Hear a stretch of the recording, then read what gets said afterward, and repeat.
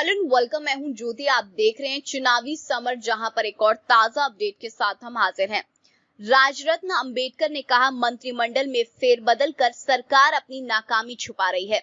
Narendra Modi cabinet के विस्तार और तमाम दिग्गज मंत्रियों के इस्तीफे पर राजरत्न अंबेडकर ने तीखी टिप्पणी की है।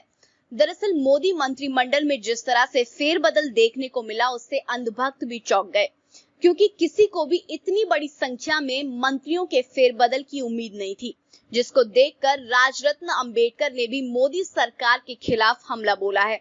आपको बता दें कि मिली जानकारी के अनुसार राजरत्न अंबेडकर ने ये कहा कि मोदी दौर में पहली बार मंत्रिमंडल का आकार इतना बड़ा है, जो किसी मजबूत प्रधानमंत्री का कम, मजबूर प्रधानमंत्री का ज्यादा लगता है।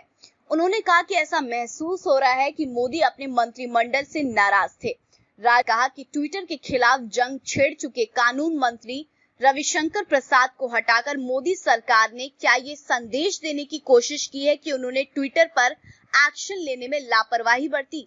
वहीं स्वास्थ्य मंत्री डॉक्टर हर्षवर्धन को हटाया जाना उन सवालों की पुष्टि करता है कि वे एक नाकारा स्वास्थ्य मंत्री थे और सरकार ने कोरोना से लड़ने की कोई तैयारी नहीं की थी।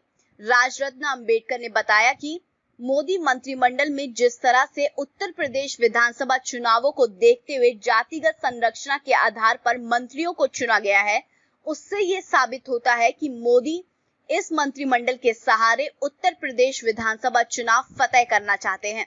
उन्होंने कहा कि जब बिहार में चुनाव होने वाले थे तो रविशंकर प्रसाद को मंत्री बनाया गया था और सत्ता में आते ही उन्हें मंत्री पद से किनारा कर दिया गया।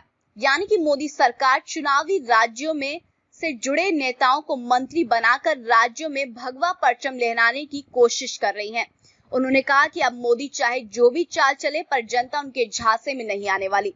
राजरत्न ने यह भी कहा कि जनता ये समझ चुकी है कि मोदी सरकार की नाकामी के कारण भारत में कोरोना ने इतनी ज्यादा तबाही मचा दी। उन्होंने ये भी कहा कि केरल में जीका वायरस के केस सामने आने की खबरें आ रही हैं, इसलिए सरकार को अभी से ही वायरस को लेकर सावधान रहने की जरूरत है। उन्होंने ये भी कहा कि भारत में अभी कोरोना का खतरा टला नहीं है और यहाँ कोरोना के नए वेरिएंट सामने आने की खबरें सामने आ रही हैं।